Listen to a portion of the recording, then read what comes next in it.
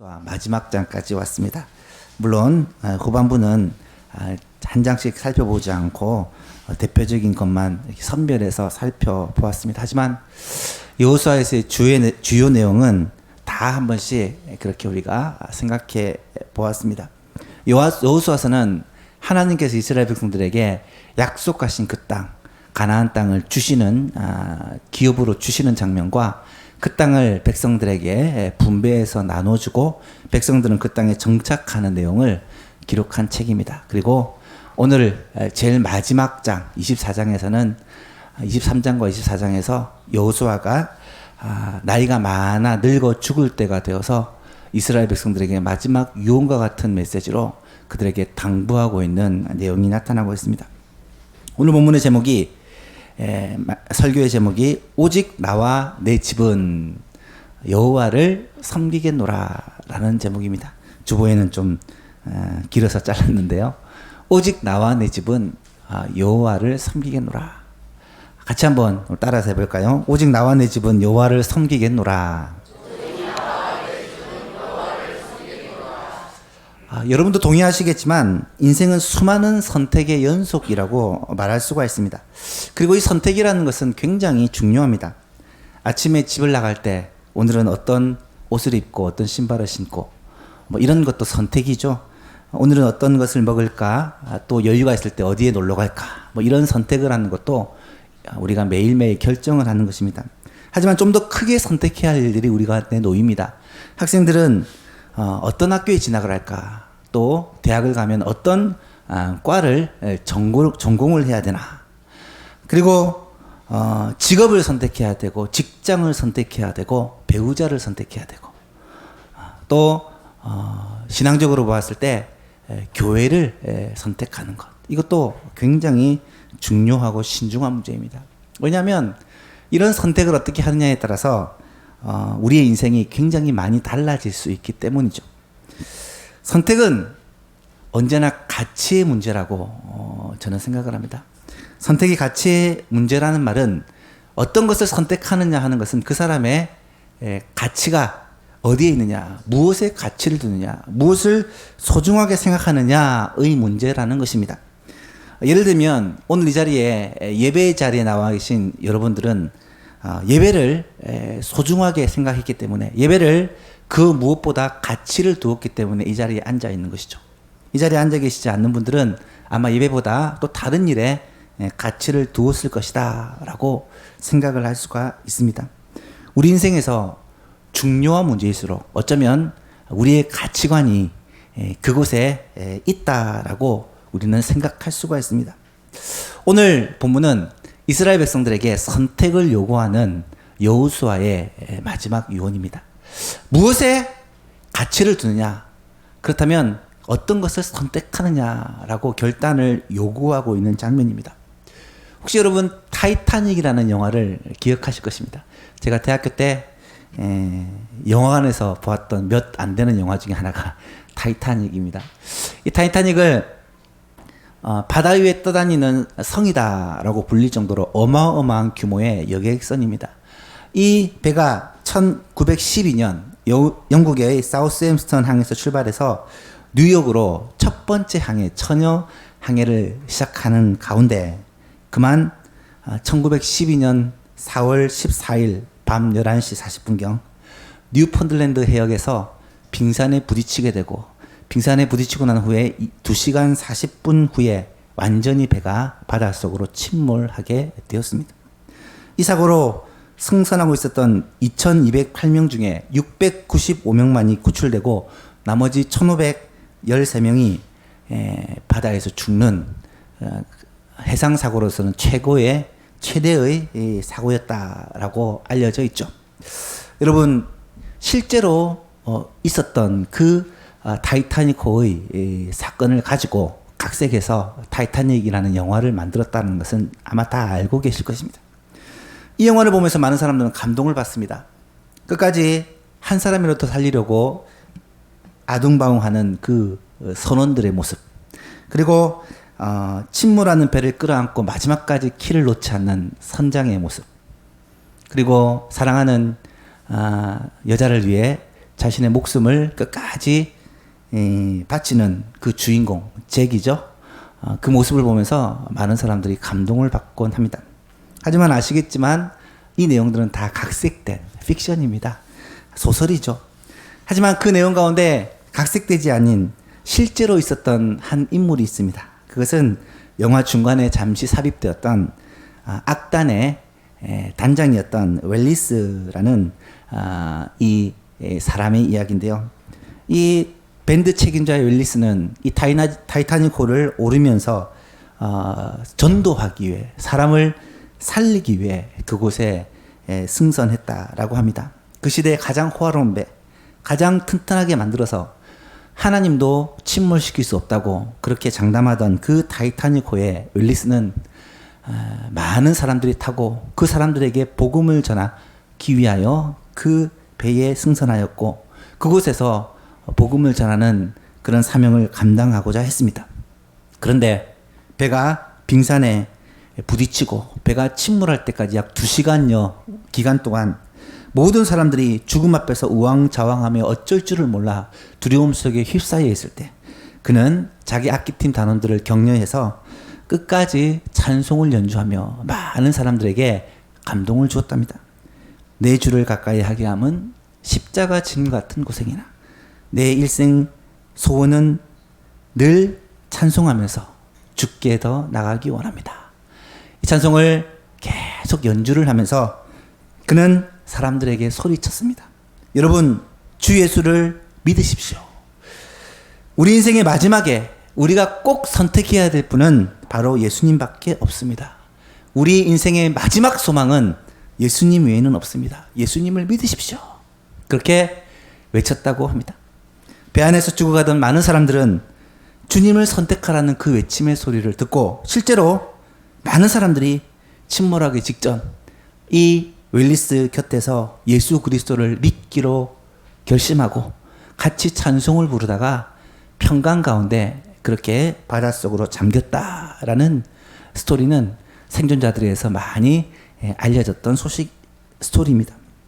여러분, 그렇습니다. 마지막 순간, 정말 죽음을 앞둔 순간 우리가 붙잡아야 될 것이 과연 무엇일까요? 마지막 순간에 여러분, 돈을 붙잡으십시오. 돈이 생명입니다. 그렇게 외친들 누가 마지막에 돈을 붙잡겠습니까? 여러분, 마지막에 명예가 소중합니다. 권력이 소중합니다. 아무리 외쳐봐도 마지막에는 그런 것들이 아무런 소용이 없다라는 것을 우리는 알게 됩니다. 정말 우리 인생에서 가장 소중한 한 가지를 붙잡으라면 그것은 두말할 필요도 없이 생명이요, 구원이요, 영생이요, 천국입니다. 이 모든 것이 누구 안에 있느냐? 바로 생명의 주 되신 길이요 빛이요 생명이신 예수님 안에 있다라는 것이죠. 그래서 예수님을 믿으십시오. 예수님을 붙잡으십시오. 라는 이 마지막 외침이 생명줄이 되었다라는 것이죠. 오늘 본문에 여호수아는 이 여호수아서의 마지막 장, 그것도 클라이맥스 부분에 백성들을 향하여 결단을 요구합니다. 이스라엘 백성들이 지난 7년여 동안 그 땅을 차지하는 전쟁을 마치고 또 그 후로 이스라엘 백성들이 정착하는 시기를 마치고 이제는 어느 정도 정착을 했고 이곳저곳에 이스라엘 백성들이 거주하여 마을을 만들고 도시를 형성하고 그런 농사를 배워가고 정착해 갈 쯤인 것 같아요. 그런데 문제는 공적으로는 하나님을 섬긴다고 하고 여호수아와 장로들이 살아있는 동안 하나님을 섬긴다라고 말을 하면서도 그들이 점점 옛 애굽에 대한 그리움, 이 말은 부모로부터 전해들었던 그 부유했던 풍성했던 도시 애굽, 그리고 애굽에 만연했던 우상들. 여러분, 애굽에는 800만 가지 정도의 우상이 있다고요. 모든 것을 다 신으로 섬기는 그런 나라가 애굽이었어요. 그 애굽의 우상들, 그리고 이 가나안 땅의 농경 문화와 밀착되어 있는 이 가나안 땅의 우상들, 아모리 족속의 우상들, 바알과 아세라와 같은 우상들이죠. 이런 우상들에 대한 호기심도 있고 또 그리움도 있고 그러면서 마음이 흔들리고 있을 때쯤이었다라고 여겨집니다.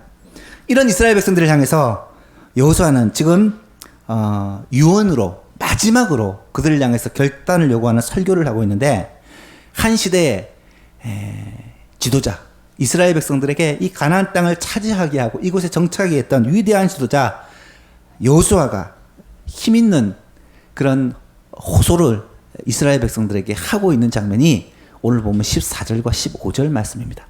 14절과 15절에 이 여호수아의 외침을 우리 같이 한번 읽어보도록 하겠습니다. 14절 15절입니다. 시작. 그러므로 이제는 여호와를 경외하며 온전함과 진실함으로 그를 섬기라. 너희 조상들이 강 저쪽과 애굽에서 섬기던 신들을 치워버리고 여호와만 섬기라. 만일 여호와를 섬기는 것이 너희에게 좋지 않게 보이거든 너희 조상들이 강 저쪽에서 섬기던 신들이든지 또는 너희가 거주하던 땅에 있는 아모리 족속의 신들이든지 너희가 섬길 자를 오늘 택하라. 오직 나와 내 집은 여호와를 섬기겠노라 하니. 아멘. 여러분 이 말씀은 무엇을 섬기든지 너희들이 선택을 해라, 결정을 해라 라는 말이겠습니까? 아니면 여호와를 섬기라 라는 것을 강조하게 하는 말일까요? 여러분 이 말씀을 하는 상황을 우리는 한번 잘 생각해 봐야 합니다. 오늘날로 비유하면 이렇습니다. 집 한 칸이라도 마련해 보고자 아둥바둥 정말 열심히 살 때는 몰랐었는데 집 한 칸 마련하고 집안의 가구도 좀 준비가 되고 아파트도 조금 평수가 넓어지고 조금 숨통이 쓰이고 살만하니까 신앙의 위기가 찾아오는 거예요. 정말 힘들 때는 하나님밖에 없습니다 라고 그렇게 간절했던 마음들이 이제 삶에 어느 정도 숨통이 트이고 여유가 생기니까 하나님 외에도 다른 것들이 하나 둘씩 눈에 들어오게 된다는 거예요. 이런 상황 속에서 여호수아가 지금 백성들을 향해 외치고 있는 것입니다. 그러므로 이제는 여호와를 경외하며 온전함과 진실함으로 그를 섬기라. 너희 조상들이 강 저쪽과 애굽에서 섬기던 신들을 치워버리고 여호와만 섬기라 라고 지금 외치고 있다는 거예요. 여러분 우상이라는 것은 여호수아 시대에만 존재하는 것이 아닙니다. 오늘도 우리 곁에 우상들은 다양하게 존재합니다. 우상은 무식한 사람, 무지한 사람에게만 존재하는 것이 아닙니다. 오늘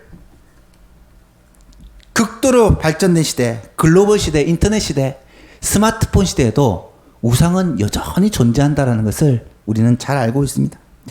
우상은 예수 믿기 전에만 존재하는 것이 아닙니다. 예수 믿은 우리에게 우상은 더욱 교묘하게 우리를 넘어뜨리려고 끊임없이 유혹을 합니다.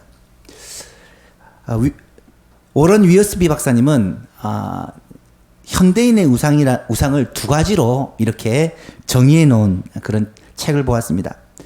두 가지로 얘기하기를 첫 번째는 어떤 이루어진 일의 공로를 자기 자신에게 돌릴 때 자기가 우상이 되고 두 번째는 하나님께서 주신 선물을 하나님보다 더 귀하게 여길 때 이 선물이 우상이 된다. 이렇게 설명해 놓은 것을 보았어요. 오늘 우상은 두 가지가 우상이 될 수 있어요. 첫 번째는 자기 자신이 우상입니다. 너무 힘들고 어려운 삶을 살 때는요, 하나님을 그렇게 의지하다가 우리 인생이 고비를 넘기고 조금 안정이 되고 나면 우리의 기도가 점점 식어져 가는 것을 우리는 느끼게 됩니다. 하나님, 저를 불쌍히 여기십시오. 하나님 살려주십시오. 하나님 도와주십시오. 하나님 아니면 저는 아무것도 할 수 없습니다. 라는 이런 기도가 점점 변해서 이제는 좀 살 것 같고 이제는 그분 없어도 내 힘으로 내가 어느 정도 이룬 것 같은 마음 때문에 기도의 간절함이 점점 줄어든다는 거예요. 어느 날 내 삶에 안정이 찾아오고 성공이 찾아오면 기도가 사라져버립니다. 어느 때부턴가 그래 내가 정말 수고해서 여기까지 왔지. 내가 정말로 노력해서 이것을 이루었지.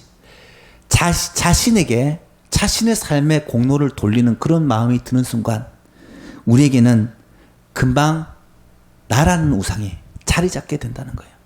사랑하는 여러분, 혹시 여러분 자신이 우상이 되어 있지는 않습니까? 하나님께서 하신 일들에 대해서 하나님께 영광을 돌리는 대신에 내가 수고하고 내가 헌신하고 내가 노력해서 내가 여기까지 왔고 내가 이 교회를 지켰고 신앙을 지켰고 믿음을 지켰다고 착각하는 분이 혹시 계십니까? 그런 사람에게는 자신이 우상이 될 수 있어요. 신앙의 전통을 지키고 믿음을 지키는 사람들 중에 하나님의 은혜를 온전히 찬양하고 그 은혜를 높이는 대신에 나 자신의 결단과 노력을 중시한다면 바리새인과 서기관들 같은 자신의 우상에 빠져버릴 위험이 있다는 거예요. 또 한 가지 우상은 하나님께서 우리에게 선물로 주신 수많은 일들을 하나님의 은혜로 생각하지 않고 이것을 자체를 우상시 여기는 대표적인 것이 물질입니다. 하나님 우리에게 하나님의 일을 감당하기 위해 물질을 주세요. 하나님의 교회가 하나님의 일을 감당하기 위해 물질을 주십니다.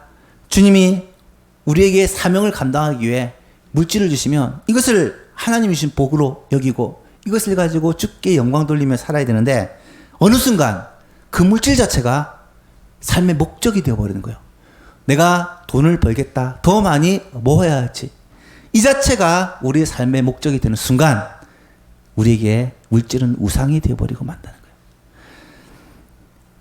여러분, 바르게 사는 것도 중요하고요.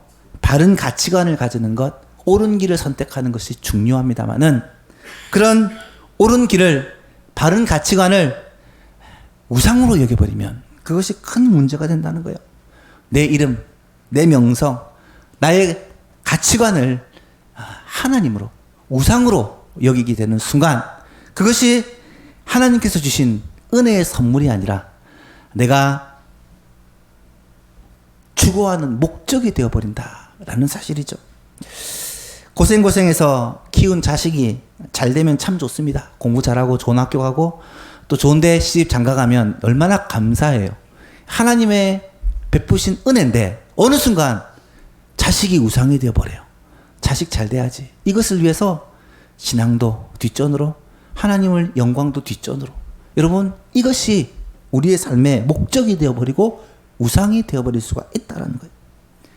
하나님께서 우리에게 베풀어 주신 선물, 하나님을 더 잘 섬기고 주께 영광 돌리며 살라고 허락해 주신 이 선물들이 우리의 삶의 목적이 되어버리고 우상이 되어버린다면 그때부터 우리의 삶은 방향을 잃어서 우상 숭배에 빠져서 하나님과 관계가 점점 멀어지는 그런 비참한 상태가 되어버리고 만다는 거예요. 이스라엘 백성들이 바로 그렇지 않았을까? 가나안 땅을 하나님 이스라엘 백성들에게 주셔서 하나님을 잘 섬기며 살라고 했건만 이 땅에서 농사를 짓고 정착하는 것이 목적이 되어버리고 그 땅 가운데서 하나님께서 쫓아내라고 명령하신 그 가나안 족속들을 잘 활용해서 노예로 삼아서 많은 이윤을 얻기 위해 그렇게 노력하다가 그만 그들의 우상에 빠져버리는 그러한 비참한 상황이 되고 있다는 거예요. 주님을 향한 순수한 그 신앙과 하나님만을 향한 그 신앙의 열정들이 어느 순간 우리 가운데 퇴색해져 버리는 그러한 모습을 발견하고는 여호수아가 마지막 유언으로 백성들을 향하여 외치고 있는 거예요. 그러므로 이제는 우상들을 다 치워버리고 오직 하나님만 섬기라. 오직 하나님만 섬기라. 여호와만 섬기라. 라고 지금 여호수아가 외치고 있는 것입니다. 본문을 보십시오. 14절에 보니까 15절에 보니까 그러므로 이제는 여러분 이스라엘 백성들에게 가나안 땅을 주신 분은 하나님이십니다. 이스라엘 백성들이 가나안 땅을 차지하는 것 물론 창과 칼을 가지고 전쟁을 해서 차지했지만 우리가 아셨다시피 애굽에서부터 40년 광야 생활 동안 인도해 주시고 또 가나안 땅에 들어갈 수 있도록 홍해를 갈라주시고 들어가서 전쟁하는 모든 기간 동안 하나님께서 역사하셔서 이 승리를 주셨다는 것을 이스라엘 백성들은 너무나도 잘 알고 있었습니다. 광야에서 먹이시고 입히시고 보호해 주시고 그들의 전쟁 가운데 하나님이 친히 싸워주시고 그들의 삶에 필요한 것들을 다 공급해 주셔서 사실은 하나님께서 모든 행복의 조건을 다 베풀어 주셨는데도 이스라엘 백성들은 그것을 도리어 우상으로 바꾸고 있다라는 것이죠. 사랑하는 여러분, 우리는 어떻습니까? 하나님께서 우리에게 호흡을 주셨습니다. 하나님께서 우리에게 생명을 주셨죠. 하나님께서 우리에게 환경을 주셨고 건강을 주셨습니다. 일을 할 수 있는 것은요, 하나님의 은혜라고 저는 확신합니다. 일할 수 있는 것은 하나님의 은혜입니다. 일할 수 있는 지혜도 하나님이시고 능력도 하나님이 주셨잖아요. 우리가 누리는 모든 것들을 사실 다 생각해 보면 하나부터 열까지 하나님께서 주신 풍요요, 하나님께서 주신 평강이라는 거예요. 그런데 이 모든 것들이 하나님께로부터 온 하나님의 은혜의 선물이라는 것을 우리가 인정한다면, 그러므로 이제는 15절에 뭐라고 말합니까? 모든 우상들을 강 건너에서 섬기던 우상이든지 또 애굽에서 섬기던 우상이든지 모든 우상들을 우리 가운데서 다 치워버리고 하나님만 섬기라 라고 이야기합니다. 그리고 하나님을 섬길지 우상을 섬길지 너희가 선택하라고 결단을 요구하고 있습니다. 여러분 15절에 보시면 그럼에도 불구하고 왜 하나님 외에 자꾸 우상을 바라보고 눈길을 주느냐? 이제는 그 우상을 다 치워버리고 하나님께만 눈길을 고정하라고 지금 이스라엘 백성들 향해서 촉구하고 있습니다. 갈등하게 만드는 것, 선택의 문제에 있어서 자꾸 이것저것을 재보게 만드는 것. 여러분 이것이 세상과 하나님 사이에서 우리의 마음을 흔드는 그런 유혹의 요소입니다. 두 마음, 세 마음을 가지고 하나님을 섬기면 결코 하나님을 바르게 섬길 수가 없다는 거예요. 선택과 결단은요, 쉽게 말하면 한 마음을 가지는 거예요. 두 주인을 섬기지 않는 것입니다. 여러분 100명이 힘을 모아서 열심히 줄을 당긴다고 해봅시다. 그런데 이 100명이 한 줄을 당기면 힘이 있지만 100명이 50명은 이쪽에서 50명은 저쪽에서 아무리 열심히 당겨도 이 줄은 팽팽히 맞서서 움직이지 않는 것이죠. 마찬가지입니다. 우리의 마음이 이쪽과 저쪽을 계속해서 갈등을 하다 보면 결국 하나님이 원하시는 삶, 그리고 육신이 원하는 삶을 아무것도 이루지 못하게 된다는 거예요. 여호수아가 세겜 골짜기에서 백성들을 모아놓고 마지막으로 결단을 요구하면서 이렇게 외칩니다. 너희가 섬길 자를 오늘 택하라. 너희가 섬길 자를 오늘 택하라. 하나님이든지 우상이든지 둘 중에 너희가 섬길 자를 오늘 택하라 라고 그렇게 결단을 촉구하는 거예요. 오늘날로 말하면 우리들에게 하나님을 섬길지 세상을 쫓아갈지를 결정하라는 것입니다. 여러분 젊은이들이 가장 많이 힘들어하는 문제가 무엇인 줄 아십니까? 제가 오랫동안 젊은이들과 같이 이야기를 하고 그렇게 만나보면서 느낀 것이 뭐냐면, 언제부턴가 젊은이들에게 정말 내 인생을 걸고 달려나갈 목표가 흐릿해져 버렸다라는 거예요. 무슨 말인지 아시겠어요? 제가 젊을 때는 그래도 신앙생활을 하는 젊은이들은 주님을 위해서 내 삶을 좀 드리겠다라는 헌신과 결단이 있었던 것 같은데, 언제부턴가 우리가 무엇을 위해서 내 인생을 살아야 될지, 무슨 목표와 표대를 향해서 달려나가야 될지 그 목표가 사라져 버렸다는 거예요. 학교에 가서 이런 목표가 눈에 정확하게 보이지 않습니다. 세상에 나가도 이런 목표가 눈에 보이지 않아요. 그래서 목표 없이 방황하다가 적당히 세상에 휩쓸려 살다 보니까 어느 나이가 들어버리고, 나이가 들었는데 내가 무엇을 할지를 결정하지 못하고 이거 해볼까 저거 해볼까 그렇게 갈등하는 그런 청년들을 너무나도 많이 만나보게 된다는 거예요. 제가 바울사도를 참 좋아하는 이유 중에 하나가, 이 바울사도는요 자신의 목표가 정해졌으면 그 목표를 향해 정말 미친 듯이 달려가는 사람이었어요. 하나님의 반대편에 서서 교회를 핍박하는 일을 위해서도요, 바울 사도는 정말 미친 듯이 달려가는 사람이었고요. 목표를 바꾸어서 주님께로 바른 목표를 세웠을 때는 그는 정말 그것을 향해 죽도록 달려가는 사람이었어요. 고린도후서 5장에 보면 바울이 이렇게 고백하는 장면이 나타나요. 우리가 만일 미쳤어도 하나님을 위한 것이요, 정신이 온전하여도 너희를 위한 것이니. 바울이 뭐라고 말하냐면, 내가 미쳤다. 내가 미쳤어도 하나님 때문에 미친 것이다. 내가 만약에 정신을 차려도 너희 때문에 정신을 차린 것이다. 이런 말을 해요.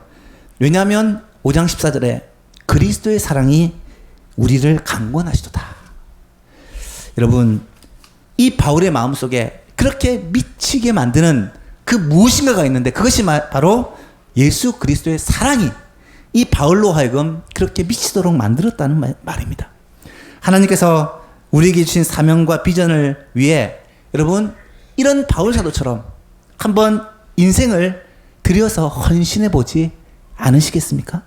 이것이 지금 여호수아가 백성들에게 요구하는 결단이라는 거예요. 사랑하는 여러분, 이 자리에는 우리 나이가 좀 드신 분들도 계시고요, 젊은 사람들도 있어요. 여호수아가 지금 이 말을 할 때는 대부분이 출애굽 2세대들이에요. 출애굽 2세대들은 상당히 젊은 사람들이라고 볼 수 있습니다. 이들을 향해서 바울 사도는 지금 결단을 촉구하는데, 너희가 섬길 자를 오늘 택하라 라고 말하고 있는 거예요. 나를 창조하시고 나를 구속하시고 나를 지명하여 부르시고 지금도 물 가운데서 불 가운데서 우리를 지키시고 보호하시고 인도하시고 함께 하시는 그 하나님을 택할 것이냐, 아니면 너희가 우상 애굽에 있을 때 너희를 종되게 만들고 가나안 땅에 와서 너희의 올무와 우리들 걸림돌이 되는 그 우상을 택할 것이냐, 둘 중에 무엇을 택할 것이냐, 너희가 선택하라고 지금 촉구하고 있다는 거예요. 선택과 결단의 기회가 언제라는 것입니까? 오늘 택하라. 너희가 섬길 자를 오늘 택하라 라고 바울은 외치고 있어요. 내일이 아니라는 말입니다. 다음이 아니라는 말입니다. 오늘이라는 말은 시간의 긴급성을 말하는 거예요. 지금을 말하는 거예요. 다음에 하지. 다음에 하지. 여러분, 보라, 오늘은 은혜 받을 때요. 보라, 지금이 구원의 날이다. 지금이 하나님의 은혜의 때요. 지금이 하나님의 역사하실 때라는 사실을 기억해야 할 것입니다. 누가 그러더라고요. 지옥에서 마귀 중에 금메달을 딴 마귀가 있대요. 그것이 뭐냐면 차차마귀래요. 들어보셨어요? 차차마귀가 왜 금메달을 땄느냐. 예수를 믿어도 되는데 서두를 것 없다. 나중에 믿어라. 조금 바쁠 때 지나고 조금 안정되고 나서 예수 믿어라. 시간과 물질의 여유가 생기고 나면 그때 교회 봉사하고 헌신해라. 지금은 네 앞길을 선택해야 될 때이기 때문에 좀 지나고 나서 안정되고 나면, 경제적으로 안정이 되고 가정을 꾸리고 안정되고 나면 그때 예수 열심히 믿어라. 얼마든지 열심히 헌신해도 된다. 하지만 오늘 하지 말고 내일 해라. 다음에 해라. 내년에 해라. 한 몇 년 있다가 해라. 여러분, 이렇게 미루다가 결국은 하나도 못하게 만드는 것이 차차마귀래요. 혹시 그런 유혹에 빠져있는 분 이 자리에 계시지 않습니까? 인생의 기회는요, 결단할 때부터 시작돼요. 결단을 하기까지 기다려주는 것이 아닙니다. 언제 내가 주를 위해 한번 제대로 헌신해봐야지. 그날이 언제 우리 앞에 다가올지 몰라요? 복음을 전해야지. 구원해야지. 여러분, 언제까지 우리에게 기다려줄지를 모릅니다. 하나님이 우리에게 말씀하시는 것은 오늘 선택하라. 지금 행동하라. 우리에게 말씀하고 있다는 거예요. 특히 오늘 이 시대에는 하나님께서 결단하는 사람을 찾으시는 것 같아요. 하나님 앞에 예배하기로 결단하는 예배자를 찾으세요. 하나님 앞에 기도하기로 결단하는 기도자를 찾으십니다. 하나님의 말씀을 전하는 전도에 헌신하는 전도자를 찾으세요. 하나님을 찬양하는 일을 헌신하고자 하는, 하나님을 찬양하는 그런 헌신자를 찾으세요. 적당하게 예수 믿는 것, 교회 다니는 것, 예배 시간에 참석하는 것으로 그렇게 끝내는 것이 아니라 하나님을 나의 인생의 주인으로 삼고 주님을 위해서 내 삶을 드리겠다는 그런 바울 사도와 같은 그런 헌신자를 지금 여호수아는 요구하고 있다는 것입니다. 여러분, 오늘 우리도 이 자리에서 이런 신앙의 결단과 헌신을 하게 되는 은혜가 있기를 간절히 바랍니다. 여호수아서를 마무리하면서 하나님이 우리에게 주시는 이 메시지예요. 하나님을 섬기기를 결단하는 거예요. 우상이 아니라 하나님을 섬기기로 지금 결정하라는 것입니다. 날마다 결정하는 거예요. 아침마다 결정하는 거예요. 오늘 내가 하나님을 섬기겠다. 하나님의 뜻대로 살겠다. 우상, 세상, 죄에 빠지지 않고 하나님의 뜻대로 내가 선택하고 살겠다라고 아침마다 일어나서 기도하면서 말씀 읽으면서 결단하는 여러분 되시기를 바랍니다. 주일날마다 이 자리에서 말씀을 들으면서 결단하시고 이 결단으로 한 주간을 사시기를 축복합니다. 항상 우리의 마음속에 이러한 결단이 매일매일 있어야 돼요.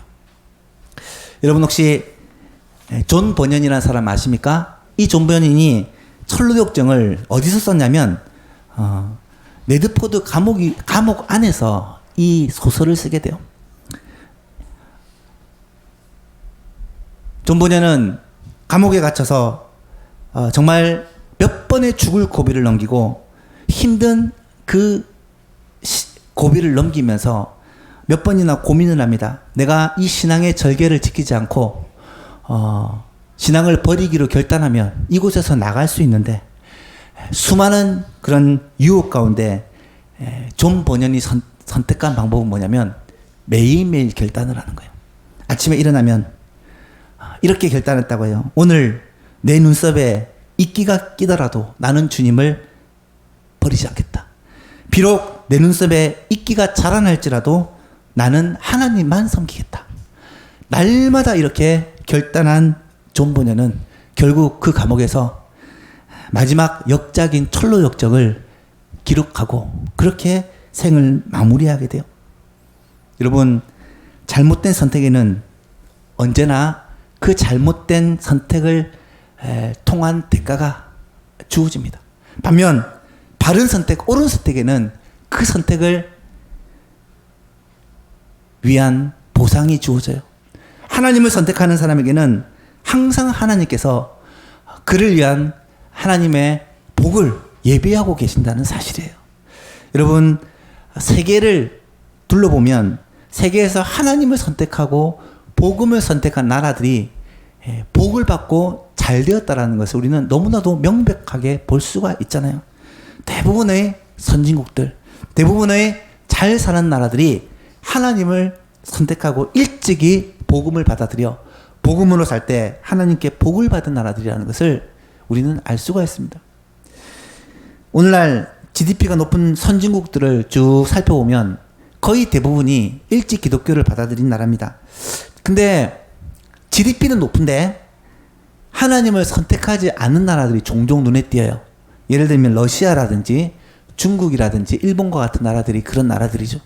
여러분, 그런 나라들을 잘 보시면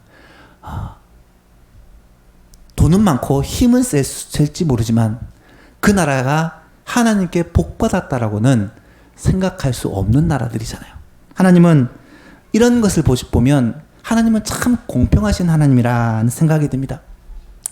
혹시 노르웨이라는 나라를 아십니까? 노르웨이라는 나라는 저 스칸디나비아 반도에 있는 유럽의 가장 북쪽에 있는 그런 나라입니다. 이 나라가 현재는 선진국 중에 하나요. 세상에서 가장 깨끗한 나라, 조용한 나라, 또 사회복지시설이 잘 돼 있어서 잘 사는 나라라고 알려진 그런 나라인데요. 이 나라가 얼마 전까지만 해도 몇백 년 전에만 해도 이 나라가 바로 그 유명한 바이킹의 나라, 해적의 나라였다고 합니다. 이 나라의 주상들은 다른 배를 타고 다른 나라에 가서 그 나라의 사람들을 죽이고 그 나라의 사람들을 잡아다가 노예로 삼고 그 나라의 모든 물건을 강탈해오는 그런 해적들이었다고 해요. 사람을 죽이는 것, 나쁜 짓이란 나쁜 짓은 다 일삼아서 하는 그런 민족이 바로 노르웨이 바이킹족이었다고 합니다. 바이킹의 가장 우두머리가 그 나라의 왕이 된다고 합니다. 그 나라 왕에게는 정말 여러 나라에서 잡아온 그런 노예들로 가득했다고 하는데, 그 수많은 노예 중에 한 어린 여자아이가 노예로 잡혀왔다고 합니다. 이 여자 노예는 나이는 어린데 항상 얼굴은 웃고 있고 또 항상 입술로는 노래를 부르고 있는 모습이 이 바이킹 왕에게 들어온 거예요. 왕은 그것을 의아하게 여기고 한 번은 이 아이를 따로 불러서 물어봤어요. 너는 부모님도 보고 싶지 않니? 너는 너희 나라도 그립지 않니? 너는 지금 잡혀와서 이곳에 있는데 왜 그렇게 항상 밝은 얼굴로 노래를 부르며 있니? 물어보니까 이 꼬마아이가 이렇게 대답을 했다는 거예요. 저는 부모님도 보고 싶고 집에도 가고 싶어요. 그런데 저는 하나님을 믿기 때문에 하나님은 늘 저와 함께 해주시고 지금도 나와 함께 해주세요. 그래서 기쁨으로 살고 있고 하나님을 찬양하며 살고 있어요. 저는 이 나라에 살아가는 사람들에게도 꼭 이 하나님을 전하고 싶어요. 왕도 하나님을 섬기면 좋겠어요. 왕도 예수님 믿으면 좋겠어요. 그 자리에서 왕에게 이 꼬마아이가 전도를 했다는 거예요. 여러분, 놀랍게도 이 바이킹 왕이 이 꼬마아이의 전도를 받고 예수를 믿게 되었고요. 얼마 후에 이 왕이 공적으로 선포를 했다고 합니다. 앞으로 우리 민족은 남의 나라에서 도둑질하고 죽이고 노예로 삼는 이 모든 일을 다 그만둔다 라고 선포를 했고, 안타깝게도 그 선포가 있은 지 얼마 지나지 않아 불만을 품은 장수들에 의해 이 왕은 죽임을 당하고 쿠데타를 당하게 되었다라고 하는데, 놀랍게도 그 일이 있은 지 얼마 후 그 나라는 이 바이킹 해적의 일들을 다 버리고 결국 이 나라가 예수를 믿는 나라가 되었는데, 이 나라의 국기도 예수님의 보혈을 상징하는 십자가를 국기에 달 정도로 전 나라가 예수님을 믿는 그런 나라가 되었다는 거예요. 그때부터 이 노르웨이는 세상에서 가장 살기 좋은 나라 중에 하나가 되었다라는 그런 이야기를 듣습니다.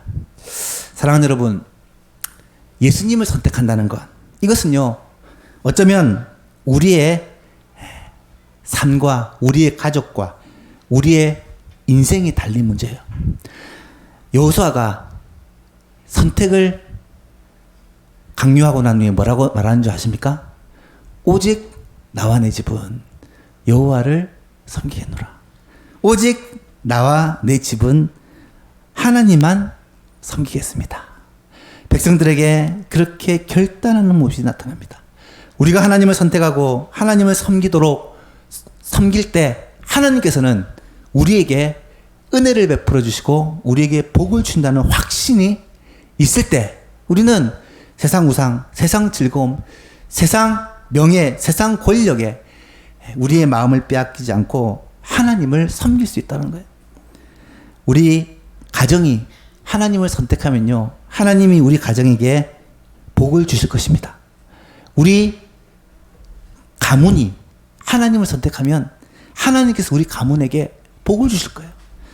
이 나라가 하나님을 섬기고 하나님을 섬기는 나라가 되어지면 하나님이 분명히 이 나라에 복을 주실 것입니다. 우리 교회가 하나님을 잘 섬기고 하나님께 영광 돌리는 교회가 되면 하나님께서는 우리 교회에 복을 주실 것입니다. 사랑하는 성도 여러분, 하나님만 섬기는 우리 여서만교회 모든 성도님 될 수 있기를 간절히 바랍니다. 우리 한번 따라해 볼까요? 나와 내 집은 하나님만 섬기겠습니다. 이번 명절 때 아마 여러분이 가족이 만나면서 많은 생각을 하셨을 거예요. 믿는 가정 다 하나님을 섬기는 가정은 행복하죠. 좋죠. 하지만 믿지 않는 가정, 믿지 않는 식구들을 만나면서 우리 가정도 믿음의 가정 됐으면 좋겠는데 라는 그러한 간절한 소원이 아마 여러분에게 있을 거예요. 여러분 이런 소원을 가지고 지금부터 기도합시다. 복음을 전하는 것은, 가정을 구원하는 것은 하나님께서 내게 맡겨주신 사명이라는 거예요. 최고의 사명이라는 거예요. 사랑하는 여러분, 나와 내 집은 하나님만 섬기겠습니다. 이 결단이 오늘 이 시간 우리의 결단이 되어지고, 이 시간 우리와 우리 가정에, 우리 교회의 결단이 되어져서 하나님을 섬김으로 하나님의 은혜와 복을 받는 그런 우리 자신, 교회, 우리 가정, 그리고 이 나라 이민족이 될 수 있기를 주님의 이름으로 축복합니다.